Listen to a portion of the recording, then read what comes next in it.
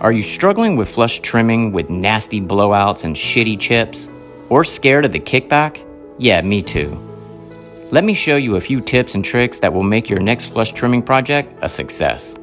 I'm Donnie with Designs by Donnie, and I make acrylic templates to help makers create fun projects. Because when I started, none of these resources were available to me. Let's begin with the router bits. I think it's critical before we get into all the tips and tricks that you get the right bit for the job. Straight blade bits, double spiral blade bits, upcut spiral bits, and monster size bits. I wonder, does size matter? Let's ask my wife. Fuck, I'm screwed. With lumber prices through the roof, I find myself being a wood hoarder.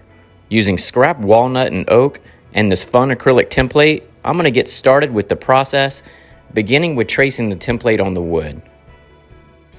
You're gonna wanna remove the excess. You can use a bandsaw or a jigsaw, whatever's convenient.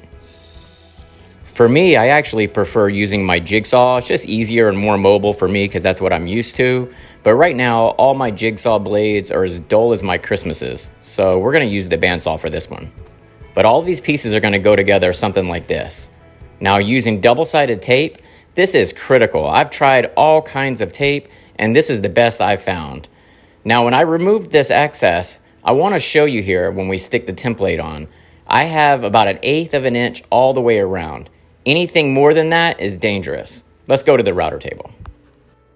Let's discuss the bit rotation. I laid some painter's tape on the table to divide this bit in half. You can only use the front half of this bit safely for flush trimming. You see the bit and it's cut in half with the line. The back side of the bearing and blade you will not use. That shit is a no-no. You will get jacked up. So go right to left. That's the only direction you're ever going to flush trim. But going all the way around, no. Pay attention to the grain orientation of your workpiece. Never start with the end grain. Screw that. Start with the side grain. See the grain going vertical? This is the side, going right to left. That will make a smooth transition.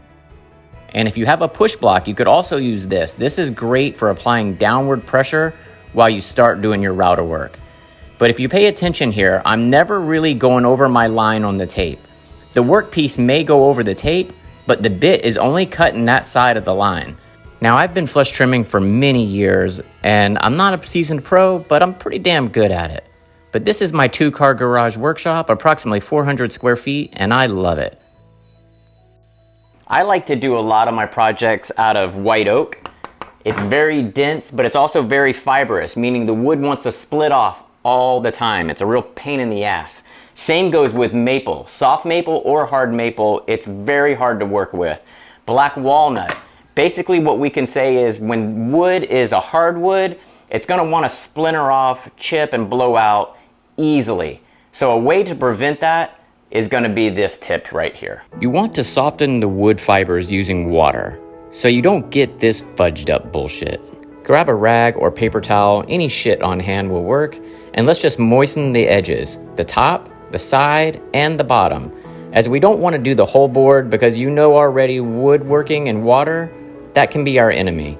But just doing this superficially on the sides, all it's going to do is moisten up the edge and make flush trimming easy. Now I'm doing this oak, which is very fibrous, and I went around it like it was nothing. And since I have a flair for the dramatics, just use the yard blower to blow off all that dust. Nothing like a dirty workshop, right? Now let's apply the glue after the dry fit and use my patent pending method, the finger method. No need for any brushes. Come on, guys. A finger will do the trick.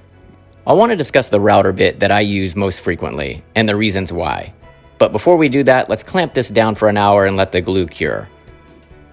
Now, last week I needed a router table out in the field and I didn't have one, only one in my garage. But I came up with this nifty design for a DIY router table. This acrylic faceplate is compatible with 6 different routers, and I'll be sure to leave a link in the description box if you're interested or need one. I love how makers support each other. This is a great community. This is the bit that I use most frequently. It's a 1/2 inch in diameter, it's 1.25 inch height, and it's got a 1/2 inch bearing on the top and the bottom. Now, the key feature to this is it's a double blade spiral bit. I prefer this with all hardwoods. oak, maple, walnut, hickory, you name it. If it's a hardwood, that's what I use this for. Now, when you have a straight blade, I like to use those with softwood like pine, cypress, plywood. In fact, I recommend if this is the first time you flush trimming, start with some plywood. You'll really get your confidence built up and it's easy. You won't have any kickback or blowout, and work your way up to hardwood. But this bit, I'll leave a link in the description box, but this is great. The double blades really works like double the power, double the force, and in my opinion, a spiral flush trim bit of any size is the way you're gonna wanna go, period. But again, that's just my opinion. My least favorite part of any process is sanding. But now that we got that out of the way, everything's nice and smooth, we're gonna move on to the second template for this design. It's really cool. It's gonna turn this into a platter, one that you can serve nuts, fruits, chips, any of that other pre-diabetic bullshit you wanna store. Again, I'm cutting off the excess with the bandsaw, but you can do it with a jigsaw. Let me reiterate, start with the side grain, not the end grain. And although this is round, it could be slightly confusing. But let's go ahead and add some double-sided tape, as I'm going to adhere this to my workshop table to do this next part, which is going to be routing out the platter portion. I have two bits to choose from, a 1/2-inch flush trim bit or a 1/4-inch bit. But you'd have to use this bushing guide, stick the pole in the hole. Well, that was awkward. Let's move on to the faceplate. I'm going to line it up. Like I said before, this faceplate is compatible with 6 different compact routers.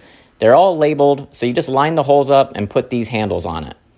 This will make easy router work. And the best part of it, it creates a nice balanced workpiece. These thumb grips really help out, and I'm glad I added this feature to it. I ended up using the 1/2-inch bit with the flush trim bearing. You could have went with the 1/4-inch bit, but it's no big deal. Either way, it's the same result. Now, after I sucked it all out, I want to show you this platter. I only went a 1/2-inch deep, but you can go as deep as you like depending on the bit that you use. If you wanted to go 3/4 or an inch, that's fine. But I just wanted to show you how I use that bit and how deep I go with this platter. As like I said before, it's just going to store some chips and nuts and some other ding-dong stuff, so it didn't really need to be that deep. Now this sander, holy shit, this thing's a game changer. It's crazy expensive. I will put the link in the description box, but I have to warn you, you will break the bank. It took me a while to save up for it, and it was worth it, especially if you do a lot of sanding like I do. I can't wait to show you this platter in my house. For now, let's go ahead and add some finish. I'm using some Wood Honey by Total Boat, and this really makes it pop. That grain, that direction, that flow, it's just really sweet. Now, no special thing here. This is just a napkin folded over into 3s. You'll want to lightly do this. What I like to do is add the Wood Honey, 2 coats, and dry it off in between each one, about 20 minutes after it's already set. But this thing has got a cool template like there for the platter, and this puzzle design that just goes around each piece. It made for some unique wood joinery, right? I think so. Now, take it into my house. Here's some of that pre-diabetic bullshit I was talking about it before. But it looks really sweet, right? I love it. And now anytime we have guests over, people love these wood platters that my wife serves. And if she likes it, I like it. And that's the key.